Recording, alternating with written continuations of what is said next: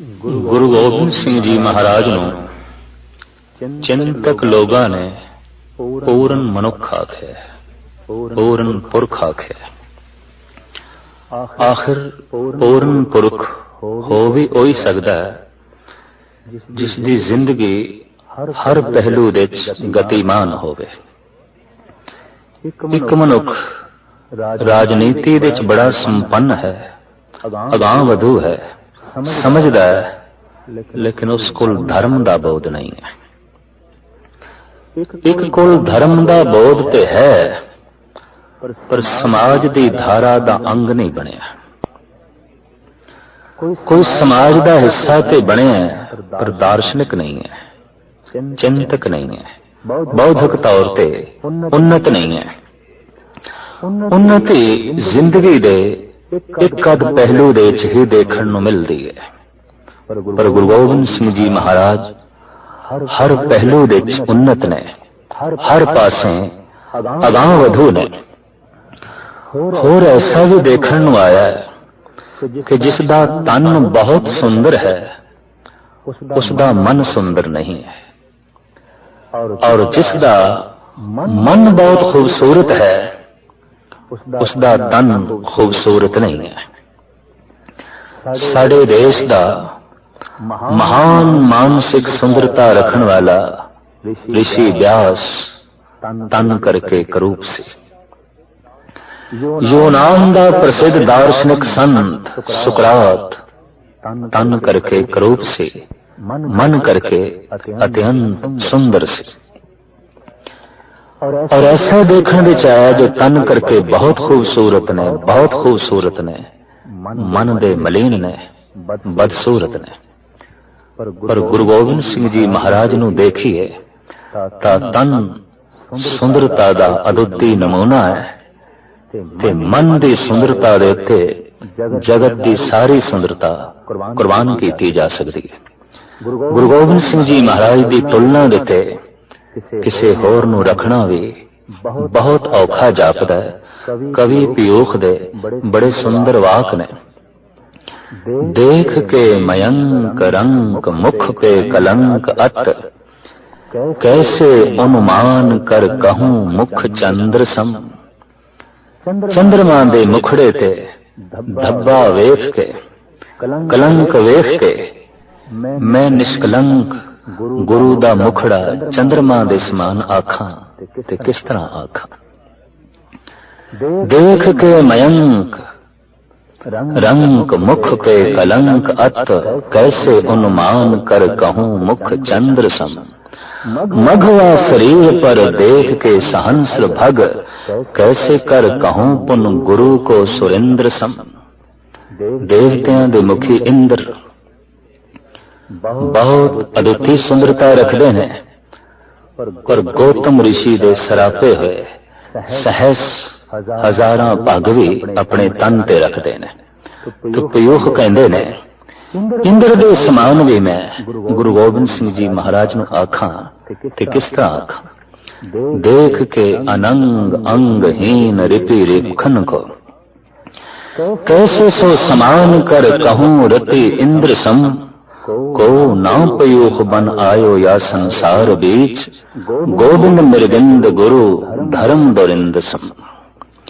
पियूख जी दा कहना तुलना लई मैनू कोई भी नहीं लभदा कि मैं गुरु गोबिंद सिंह जी महाराज दे सामने किसी होर नूं खड़ा करां, मुशाबत देवां। ਇਹ ਤੇ ਪਿਯੂਖ ਦੇ ਬਚਨ ਮੁਸਲਿਮ ਸ਼ਾਇਰ, ਦਾਰਸ਼ਨਿਕ ਤੇ ਸੂਫੀ ਖਿਆਲਾਂ ਦੇ ਬਾਨੀ ਅਲਾ ਯਾਰ ਖਾਨ ਜੋਗੀ ਦੀ ਇੱਕ ਨਜ਼ਮ ਹੈ, ਜਿਸ ਦੇ ਚ ਉਹ ਕਹਿੰਦੇ ਨੇ इंसाफ करे जी में जमाना तो यकीन है, कह दे गुरु गोविंद का सानी ही नहीं है। दुनिया के दार्शनिक आलम अगर इंसाफ पसंदी दी दृष्टि नाल गुरु गोबिंद सिंह जी महाराज नूं वेखन तां अला यार खां कहंदे ने वो इस नतीजे ते पहुंचणगे कि गुरुदेव दा कोई सानी ही नहीं। पर इत्थे किंतु कीता जा सकदा है भी तू मुसलमान दार्शनिक आलम ते गुरु गोबिंद सिंह जी महाराज की उपमा गायन कर रहे हैं, किधरे खुशामद ते नहीं कर रहा, अतकथनी ते नहीं कर रहा, लोभ वश होके ते ऐसा नहीं कह रहा। अगां चल के इस फकीर, इस महान शायर ने कसम चुक ली है, अल्लाह की सौगंध है, नानक की कसम है, जितनी भी हो गोविंद की तारीफ वो कम है। हर चंद मेरे हाथ में पुरजोर कलम है, पर सतगुर के लिखूं वसफ कहां ताबे रकम है। मेरी लेखनी दे इतनी जुर्रत किथे है कि मैं गुरु गोबिंद सिंह जी महाराज दी उपमा लिखा। क्यों? एक आंख से क्या बुलबुला कुल बहर को देखे, सागर को या मझधार को या लहर को देखे। गुरु गोबिंद सिंह जी महाराज ते सागर दे समान ने, तो सागर दा मझधार वेखिए, तट वेखिए, लहरां दा उछाल वेखिए, गहराई वेखिए, संपूर्ण सागर नूं ते वेखना ही अत्यंत कठिन है। ऐ गुरु गोबिंद सिंह, थोड़ी जीवन कथा पूर्ण रूप दे कथन करना ही औखा है। अकथ कथा अला यार खां जोगी दे एवाक। आर्या समाज के उगे प्रचारक लाला दौलत राय, जिन्हां दी बड़ी सुंदर किताब सुआने उमरी गुरु गोबिंद सिंह, वो कहंदे ने कि ईश्वर दी जद सारी सियाणत कट्ठी होई, ईश्वर दी जद सारी मेहनत कट्ठी होई, और ईश्वर दी जद सारी शक्ति कट्ठी होई, ते उस संग्रह तो जो बने उसका नाम है गुरु गोबिंद सिंह। जिंदगी दे हर पहलू की संपूर्णता की झलक गुरु गोबिंद सिंह जी महाराज दे चों मिल रही है। आप पूर्ण संत ने, अठे पैर भक्ति भाव दे लीन रहना, प्रभु चिंतन करना, और कुछ ना भी होवे तां भी प्रभु नूं भुलाया नहीं। पिता शहीद हो गए, बच्चे शहीद हो गए, सिंह शहीद हो गए, घर बार तबाह हो गया, परिवार विछड़ गया, फिर भी मेरे पातशाह कहंदे ने ना साजो ना बाजो ना फौजो ना फर्शे, खुदावंद बख्शंदई ऐशो अर्श। ये ठीक है, मेरे को साजो समान नहीं, मेरे को धन संपदा नहीं, पर ए खुदा तेरा होना ही काफी है, यही बहुत है। तू ते है की होया किले नहीं, सिंह नहीं रहे, परिवार नहीं रहा, मेरे सिर दा साया मेरा गुरुदेव, मेरे पिता गुरु तेग बहादुर साहब जी महाराज नहीं रहे, मेरे मासूम बच्चे नहीं रहे, मेरी धन संपदा लुट ली गई, मेरे साथी शहीद हो गए, पर मेरा रब ते मेरे नाल है, मेरा परमात्मा ते मेरे नाल है। इतने भरोसे दे जीण वाले साहिब गुरु गोबिंद सिंह जी महाराज। एक आलम दा कहना है कि गुरु गोबिंद सिंह जी महाराज अनंत रूपां दे मालक ने, बैठे ने सिंघासन ते सिंघासन भी सोने दा, चौर हो रही है, सजदे हो रहे ने, नजराने भेंट हो रहे ने। इंज प्रतीत होता है जैसे कि शहनशाह ने, बादशाह ने, पर हाथ दे तलवार है, ललकार रहे ने किसी नूं मैदान जंग विच। ऐसा प्रतीत होता है सिपाही ने, योधे ने, वंड रहे ने धन नूं, संपदा नूं, हाथी ते घोड़े भी खुश होके तकसीम कर रहे ने, दे रहे ने। इंज प्रतीत होता है कोई महान दाते ने, महादानी है, पर पंज प्यारियां दे अगों हाथ जोड़ के खड़े ने, मंग रहे ने अमृत दी दात। ऐसा प्रतीत होता है जैसे कि कोई मंगता खड़ा है, भिखारी खड़ा है। हाथ दे च कलम है, जमना दे तट ते बैठे ने, किसी लंबी सोचनी विच ऐसा प्रतीत होता है ये ते कोई महान शायर है, ये ते कोई महान कवि है जिहदी कलम विचों अगम्मी नगमे निकल रहे हैं, जिसकी कलम विचों गैबी संगीत का जन्म हो रहा है, जिसकी कलम विचों फिलसफा रब्बी इंज जन्म ले रहा है जैसे कि पहाड़ां विचों झरने फुटते हैं। तो इस वक्त उस कलम चों जो रब्बी झरनमियां दे नगमे फुटे ने उन्हां दी ही कुछ गल करनी है। उंज गुरु गोबिंद सिंह जी सूरमा ने, दानी ने, दार्शनिक ने, विचारक ने, सिपाही ने, संत ने, योगी ने, लेकिन एक उन्हां दा महान पहलू है शायर ने, कवि ने। आप जद भी अपना कोई बचन उच्चारण करते ने ओदे ते अपने आप नूं कवि आखना नहीं भुलदे। कवि ओ बाच चौपाई दे साफ लिख दिता है कवि दे बचन। तो कवि दे कोल बड़ा विशाल हिरदा है, कवि दे कोल बहुत गहरा तल है, कवि दी अख बहुत दूर तक वेखदी है। सो इस ढंग नाल गुरु गोबिंद सिंह जी महाराज दा जीवन दा एक ये भी अदुੱਤੀ पहलू है। और आपने जितना सन्मान कवियां नूं दिता रूहे जमीन ते अज तक इस ढंग दा सन्मान शायर लोगां नूं, कवि लोगां नूं नहीं मिल सकिया। अपनी हजूरी विच 52 कवि आप अक्सर रखते सन।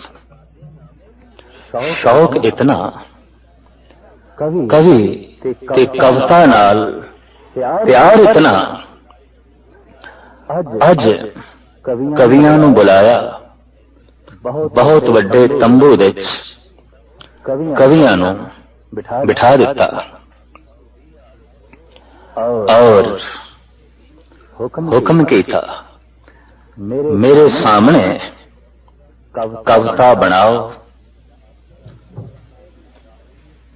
पहले दी बनी हुई कविता मैं सुनन नूं तैयार नहीं, हुणे ही बनाओ। दंग रह गए कवि। इस ढंग दा हुक्म पहले कदी नहीं होया। सो अपनी अपनी कलम चुक के लिखण बैठ गए ने कवि जन। इन्हां कवियां विचों महान दार्शनिक कवि चंदन जी भी बैठे सन। बड़ी अदुੱਤੀ कविता दा जन्म होया उन्हां दे अंतर आत्मे चो। लेकिन एक ख्याल आ गया कि गुरु गोबिंद सिंह जी महाराज फकीर ने ते मैनू देणगे कि इस कविता दे बदले जे मैं सुना भी देती। दूसरा एक कविता मेरी इतनी महान है कि इसनू कोई समझ भी नहीं सकेगा इस महफिल दे विच। कविता पट्टां ते लिख लई, कागज ते नहीं लिखे। क्योंकि सब तो पहले बैठे सन सिरमौर कवि सन।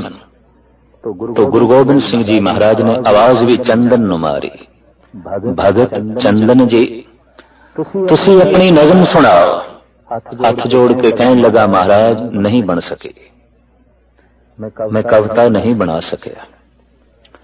सतगुरु कहने लगे तू ते शुरुआत ही गलत कर दिती। असी तैथों कविता सुननी सी, एक कवि दरबार तैथों आरंभ करना सी। चलो नहीं सुनदे, पर हुण मेरे नाल सारी जमुना दे तट ते चलो ते सारे इशनान करो।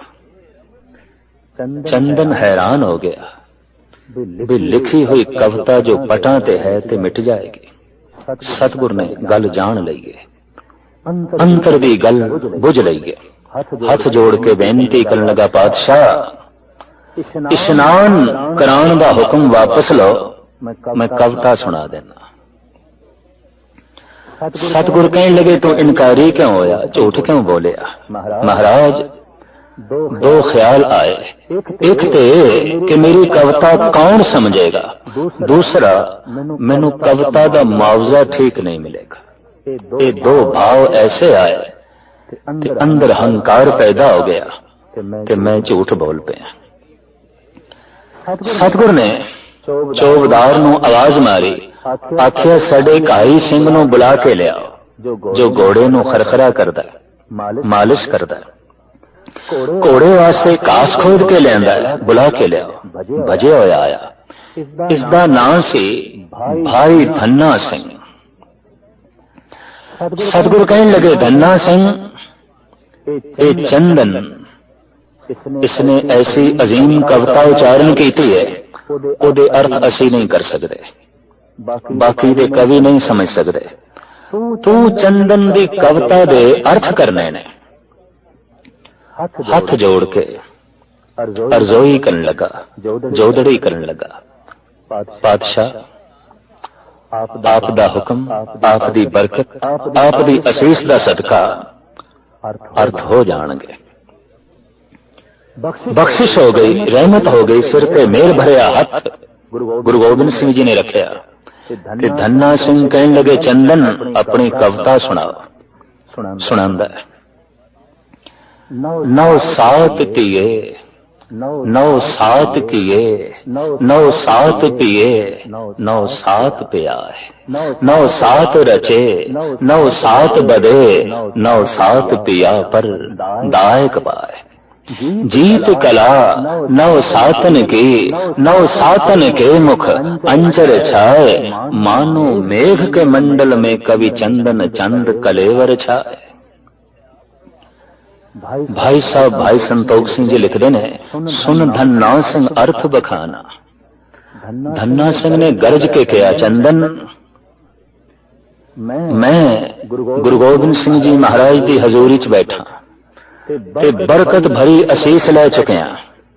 तेरी कविता दे अर्थ मैं कविता विच करने ने। सुन धन्ना सिंह अर्थ बखाना, की खोड़स बरखन में वाना, खोड़स खट दस सोला। चंदन ने जो कुछ आख्या, नौ सात धीए, नौ ते सत 16 वरियां दी स्त्री, नौ सात किए, नौ ते सत 16 उसने श्रृंगार कीते। नौ सात पिए, नौ ते सत 16 वरियां दा उसदा पति, नौ सात पिया ते नौ ते सत 16 महीनियां तो बाद उसदा पति घर विच वापस आया।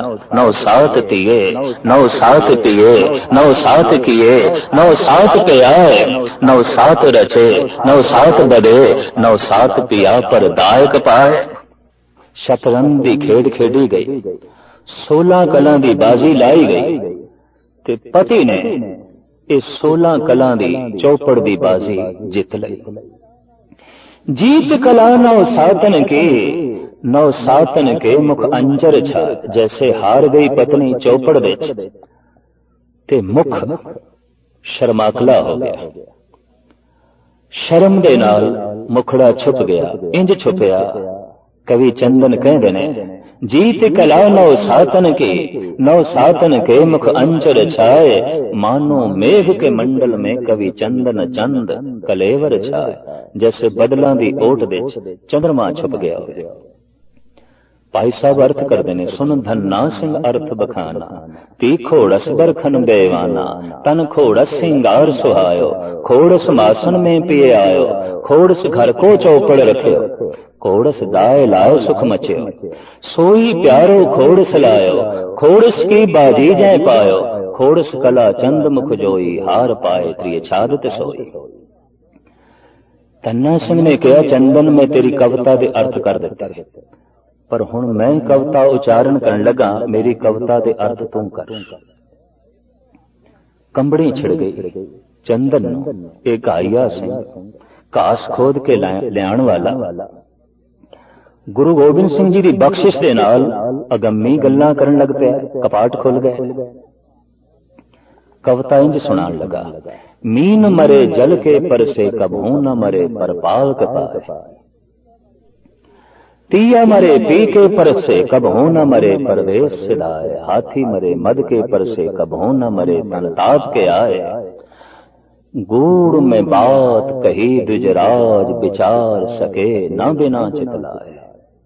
चंदन दंग हो गया। मीन मरे जल के पर से, भी जल दा स्पर्श करदियां मच्छी मर जाती है, कबहू न मरे पर पावक पाए, नहीं मरदी जे उन्होंने अग विच पा दे। ये कविता ते अपने आप विच कुछ अनहोनी गल कह रही है। ਇਹਦੇ ਅਰਥ ਕੀ ਹੋ ਸਕਦੇ ਨੇ? ਖੋ ਗਏ। ਅਜੇ ਚੰਦਨ ਅਰਥਾਂ ਵਿੱਚ ਖੋਇਆ ਹੈ। ਤੇ ਧੰਨੇ ਸਿੰਘ ਨੇ ਇਸ ਕਵਿਤਾ ਦੇ ਨਾਲ ਦੂਸਰੀ ਕਵਿਤਾ ਵੀ ਸੁਣਾ ਦਿੱਤੀ। ਕੌਲ ਮਰੇ ਰਵ ਕੇ ਪਰਸੇ, ਕਬ ਹੋ ਨਾ ਮਰੇ ਸਸ ਕੀ ਛਬ ਪਾਵੇ। ਕਮਲ ਦਾ ਫੁੱਲ ਮਰ ਜਾਂਦਾ ਜਦ ਸੂਰਜ ਦੀਆਂ ਕਿਰਨਾਂ ਉਸ ਤੇ ਪੈਂਦੀਆਂ ਨੇ, ਨਹੀਂ ਮੁਰਝਾਂਦਾ ਜਦ ਚੰਦਰਮਾ ਦੀਆਂ ਕਿਰਨਾਂ ਪੈਂਦੀਆਂ। ਕੌਲ ਮਰੇ ਰਵ ਕੇ ਪਰਸੇ, ਕਬ ਹੋ ਨਾ ਮਰੇ ਸਸ ਕੀ ਛਬ ਪਾਏ। मित्र मरे जब मित्र मिले, कब हो न मरे जब दूर से दाए। सिंह मरे जब मांस मिले, कब हो न मरे जब हाथ न आए। गूढ़ में बात कही दिजराज, विचार सके ना बिना चितलाए। हाथ जोड़ के धन्ना सिंह के सामने चंदन कहने लगा, धन है तू गुरु का सिख, मैं हार कबूल की थी, तेरी कविता के अर्थ में तो नहीं आउंदे।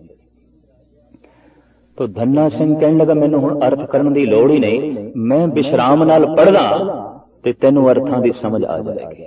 मीन मरे जल के परसे, कब हो ना मरे पर पावक पाए। मर जांदी है जद अग विच पा दई, जल दे स्पर्श करन नाल नहीं मरदी। तीया मरे पी के परसे, पत्नी मर जाती है पति का स्पर्श करदियां। तीया मरे पी के परसे, कब हो ना मरे परदेस से। हाथी मरे मद के परसे, कब हो ना मरे तन ताप के आए। कहंदे हाथी नूं इक्को दफा बुखार चढ़दा और इक्को ही बुखार उहनूं लै जांदा है। गूढ़ में बात कही दिजराज, विचार सके ना बिना चितला। गुरु गोबिंद सिंह जी महाराज के कदमां ते आके गिरे ते चंदन कहने लगा, मेरी अगली कविता भी इसे ढंग नाल है। कौल मरे रव के परसे, कब हो ना मरे सस की छब पावे। मित्र मरे जब मित्र मिले, कब हो ना मरे जब दूर से लाए। सिंह मरे जब मांस मिले, कब हो ना मरे जब हाथ ना आए। गूढ़ में बात कही दिजराज, विचार सके ना बिना चितला। साहिबां दे कोल भुल बख्शाई और गुरु गोबिंद सिंह जी महाराज ने चंदन नूं कहा, पुरखा इलम दा माण नहीं करीदा, कविता प्रभु दी देन है, अकाल पुरख दी बख्शिश है। गुण प्रभु दी देन है, अवगुण मनुख दियां कमजोरियां। रो पिया चंदन, आखण लगा, बख्श दो हे प्रभु, ऐसा जे तुसी कीता है चंगा ही कीता है कि मेरे अंदर दा अहंकार दा गुबार जांदा रहा। कोल बैठे सन सुदामा, एक सुदामा श्री कृष्ण जी दे वकत होए ने ते एक सुदामा 52 कवियां दे चों एक कवि है गुरु गोबिंद सिंह जी महाराज दा। ते सतगुरु ने उसदी तरफ इशारा कीता, पुरखा तू सुना। हुण असीं कविता सुननी है, सब कुल सुननी है। लिखी है तू? हाथ जोड़ के कहने लगा, पातशाह लिखी है। तेरी कविता विच की भाव है? महाराज, मैं अपनी कविता विच तुहाडे पिछले जन्म दा हाल लिखिया ते अपने पिछले जन्म दी गल कीती है। तू साडे पिछले जन्म नूं जाणदा है ते अपने पिछले जन्म दी जीवन कथा दा भी तैनूं बोध है? महाराज, बोध ते नहीं पर मेरी कल्पना। एक संग पड़े हैं अवंत का संदीपनी के, सोई सुध आई तो बुलाई बूझी बामा में। प्रभु, असी ते कट्ठे संदीपन दे आश्रम दे अवंत का, जिसदा अजकल नाम उज्जैन है, अवंत का दे पढ़दे रहे। एक संग पड़े हैं अवंत का संदीपनी के, सोई सुध आई तो बुलाई बूझी बामा में। पुंगी फल होत तो आशीष देते, नाथ जी को तंदल ले दीने, फाट दीने फटे जामा में। दीन दयालु दयालु सुन के दरबार मिले, एक तो कछ दीनों पाई अगंत सामा में। प्रीत कर जाने गुरु गोविंद के माने ताते, वही तू गोविंद वही बामन सुदामा। हे प्रभु, मैं ते प्यार करके जाने, तू मेरा ओही दाता गोविंद ते मैं ओही मंगता ब्राह्मण। फिर इकट्ठे हो गए, फिर ये सुमेल बन गया। सामने सूफी कवि जमाल हुसैन जो उर्दू विच लिखते सन, उन्होंने भी एक रुबाई सुनाई। तजल्ला तेरी जात का बसू है, जिधर देखता हूं उधर तो ही तू है। दीदारे खुदा गर नहीं जिसने देखा, गोबिंद सिंह को देखो वही हूँ बहू है। इस विच मेरे पातशाह ने बहुत सारा इनाम दान कवि हंस राम ने दिता। 52 कवियों विचों सब तो ज्यादा प्रसन्नता गुरु गोबिंद सिंह जी महाराज दी हंस राम ते होई। एक हाथी दिता, 10 घोड़े दिते ते बहुत सारे उठां दिते, अशरफियां भांडे ते बस्तर लद के दिते ते 50 सिंह नाल शस्त्रधारी दिते बे इहदा साजो समान इहदे घर तक पहुंचा के कोई लुट ना लवे। ते जैसे हाथी ते बैठ के हंस राम चलिया, हिमाचल प्रदेश दा रहने वाला पहाड़ दे चों जिवें यात्रा इसने आरंभ की थी ते 22 धार दे राजियां नूं तौखला होया भी ये ते गुरु गोबिंद सिंह जा रहे हैं। घेर लिया, चारों पासे घेर लिया। हाथी ते खड़े होके राजियां नूं मुखातब होके, सिपाहियां नूं मुखातब होके हंस राम कहंदा है, हमला करन तो पहले मेरी कविता सुन लो। दुधंबी धुकारे बाजे, मानो जल धर गाजे। गरजत निशान ओ भय भान, छिपो जात है हाथिन के हल्का। हजारन गने के है जटत जवाहर, जो जगमग गात है। कोर साजे जोर कर नालन को शोर सुने, संकट सुरेश ओ नरेश बिलखात हैं। हंस राम कहत बिराजो जिन भाजो, गुरु गोबिंद के मांगे कविराज चले जाते। ये ते गुरु गोबिंद सिंह दे दर दा एक मंगता, एक कवि जा रहा ते 22 धार दे राजे हैरान होके कह रहे ने, लै ये ते मंगता जा रहा ते ये मंगतियां दी हालत है ते बादशाहां दी की हालत होवेगी, शहनशाहां दी की हालत होवेगी। गुरु गोबिंद सिंह जी मनुख दा बौद्धिक सतर उच्चा करन लई हमेशा कवियां नूं सन्मानित करते रहे, ताकि मनुखता आलम बने, विद्वान बने। गुरु गोबिंद सिंह जी महाराज खुद एक ऐसे कवि ने जिन्हां ने हर रस्ते रंगी हुई अपनी छाप कविता दे राही कवियां दे सामने रखी।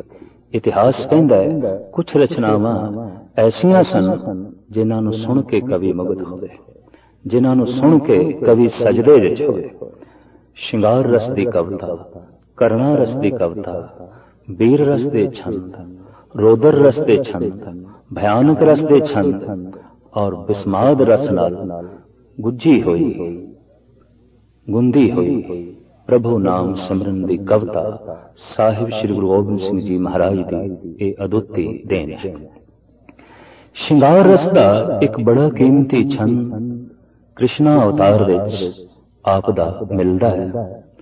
उस विच मेरे पातशाह ने बड़ा एक बाकमाल ख्याल दिता है। चांदनी रात है, चिट्टी राधा तन ते चिट्टे कपड़े पहन, हथ विच चिट्टे हाथी दंद दा चूड़ा पहन ते पैरां विच चिट्टे हिरन दी खल दी जुत्ती पहन। चिट्टी चांदनी रात विच मिलन लई चली काले सांवरे श्री कृष्ण। साहिब गुरु गोबिंद सिंह जी महाराज इस मिलाप दा दृश्य इस छंद दे राही इस ढंग नाल वर्णन करदे ने। सेत धरे सारी ब्रिख भान की कुमारी, जस ही की मनो बारी, ऐसी रची है ना को दई। विधाता ने राधिका दी तरह तन दी सुंदर, मन दी सुंदर, आलम विद्वान, भक्ति भाव नाल संपन्न होर कोई नहीं रची।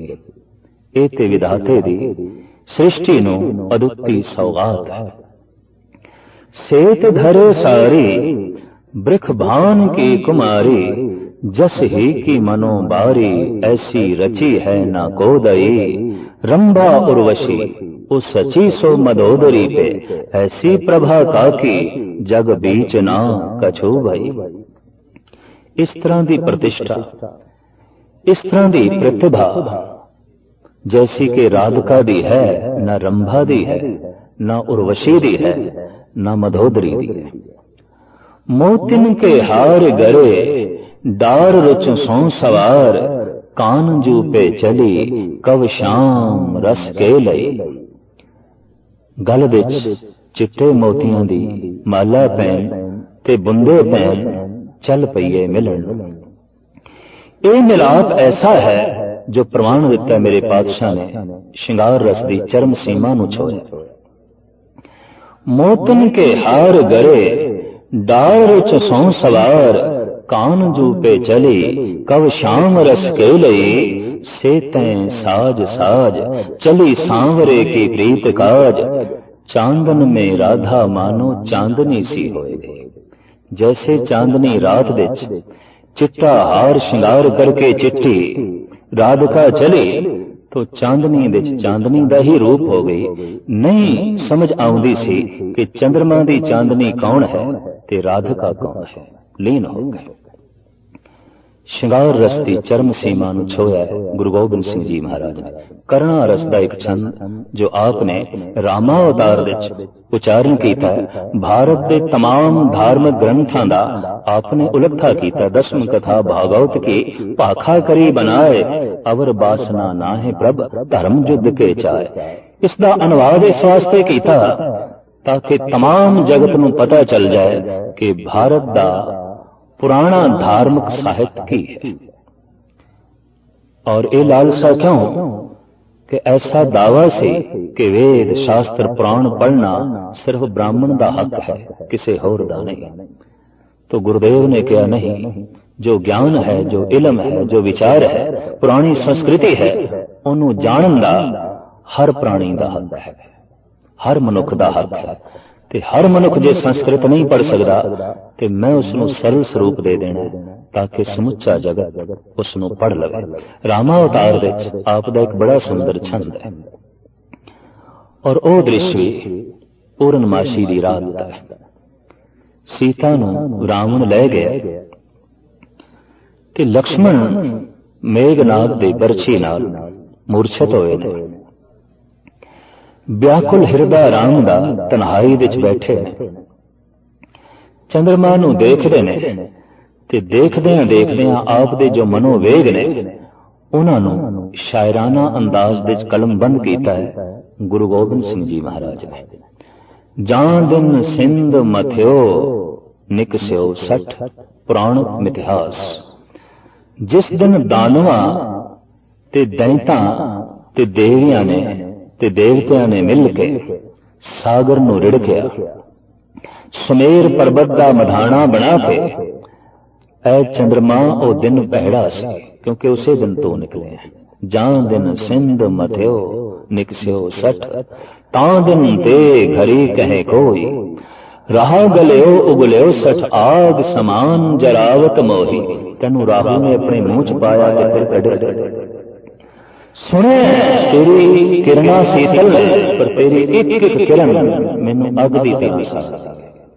आग समान जरावत मोही खंड ससी ए जान दे में तो।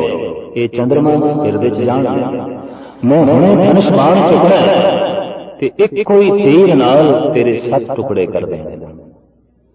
क्या ऐसा होया? गुरु गोबिंद सिंह जी महाराज कहते ने धनुष बाण रुक गया। क्यों रुक गया? अभी चढ़ाओ कुवंड करूं सतखंड, ससिए जान दे में तोई। पर है न कछु बस राम कहो, जो तो जान की मुख छाए न हो। ऐ चंद्रमा काश कि तू सीता दी छाया ना होंदा, तेरे विचों मैनू जानकी दा मुखड़ा ना दिखाई देंदा तो मैं तेरे 7 टुकड़े कर देने सन। हुण नहीं करना। गुरु गोबिंद सिंह जी महाराज जद वीर रस की कविता नूं जगत के सामने रखते हैं तो उसका भी अपना एक अदुੱਤੀ रंग है। आप फरमान करते ने जो किछ इच्छ करो धन की, तो चलियो धन देसन देश ते आवे। हे प्रभु जे मैं धन की इच्छा करा ते इच्छा तो बिना देशां विदेशां तो इंज चल के आ रहा है जैसे सागर की तरफ नदियां चल के आ रही। जो किछ इच्छे करो धन की तो चलो धन देशन देश ते आवे। ओ सब रिद्धन सिद्धन पे हमरो नहीं न या ललचावे। हे प्रभु ना मैनू रिधियां चाहिए ना मैनू सिद्धियां चाहिए, ये मेरी मांग ही नहीं। ते हे प्रभु होर भी सुन ले और सुनो। कछ जोग दिखे कर कौन इतो तप के तन तावे। हे प्रभु और भी सुन ले, मैं प्राणायाम नहीं करना, मैं योग साधना नहीं करनी, मैं धूणे नहीं तपाने, क्योंकि मैनू रिद्धि नहीं चाहिए, सिद्धि नहीं चाहिए और मैं धन की इच्छा भी नहीं रखता। लेकिन हे प्रभु मेरा मन अमंग भी नहीं है, कुछ मंग है मेरी, कुछ चाहत है मेरी। की चाहत है तो आप अपनी चाहत अकाल पुरख के अगों रख दे। और सुनो कछ जोग दिखे कर कौन इतो तप के तन तावे। झूझ मरो रण में तज भय तुम ते बस श्याम है बरपावे। हे प्रभु धर्म की खातर, दीना की खातर, सच की खातर, तेरी खातर मैदान ने जंग विच झूझ मरा, टुकड़े टुकड़े हो जान मेरे, बस यही मेरी मांग और कोई मेरी चाहत नहीं। आपने कविता ने भी प्रभु का रस गया है, कवि ने प्रभु की देन गया है। हे प्रभु कविता का रस तू ही है, कवि की सूझबूझ तू ही है, कवि का अनुभव तू ही है। आपने चंडी चरित उचारण किए छंद विच इस ढंग नाल वर्णन किया है। तारन लोक उदाहरण भूमे दैंत संगारन चंद तू ही है। कारण ईस कला कमला हर अद्र सुता जय देखो कोई है। तासम तानम तानम ता कव के मन मद गोही है। कीनो है कंचन लोहो जगत में पारस मूरत जाए छोड़ी गए। जिसने प्रभु पारस में छोया उते लोहा भी कंचन हो गया। हे प्रभु तासम तानम तानम ता कव के मन मद गोही है। तमोगुण की कविता, रजोगुण की कविता, सतोगुण की कविता और इसके जो रस है, हे प्रभु ये तू ही है, ये तू ही है, तू ही वीर रस है, तू ही शांत रस है, तू ही रोदर रस है, तू ही विस्माद रस है, तू ही करुणा रस है, तू ही हास्य रस है और तू ही श्रृंगार रस है। हे प्रभु हर रस तू ही है, क्योंकि तू रसायन है, रसां दी खान है। जगत के तमाम रस तैथों उत्पन्न होंदे ने, कविता दे रस भी ਇਹਦੇ ਵਿੱਚ ਤੂੰ ਆਪ बैठे। तासमता ममता नमता कविता कव के मन मद गोई है। कीनो है कंचन लोहो जगत में पारस मूरत जाए छुई है। बड़ी उदुक्ति दें गुरु गोबिंद सिंह जी महाराज की एक शब्द है और इस ढंग का जोड़ दुनिया में पहला जोड़ है। गुरु गोबिंद सिंह जी महाराज का ये महान वाक प्रभु जो तो कैला हमारी। हे प्रभु तैनू ही लग जाएगा। इस शब्द के चौरे पातशाह पप्पे नू पहले रखते हैं तो अखीर विच भी पप्पा चलेगा।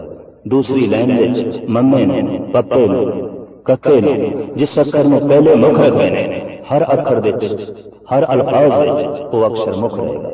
परम पुरख परमेश्वर स्वामी पावन पवन आहारी। पवन आहारी कोई शब्द।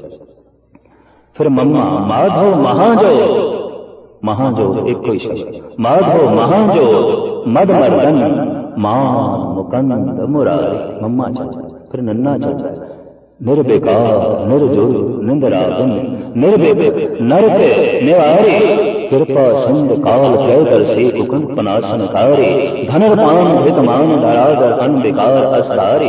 औमत मंद चरण शरणागत कर गह लेव उबारी। हे प्रभु शांत रस करुणा रस रोदर रस सब कुछ तू ही है। तारण लो उदाहरण भूमि दैंत संगारन चंद तू ही।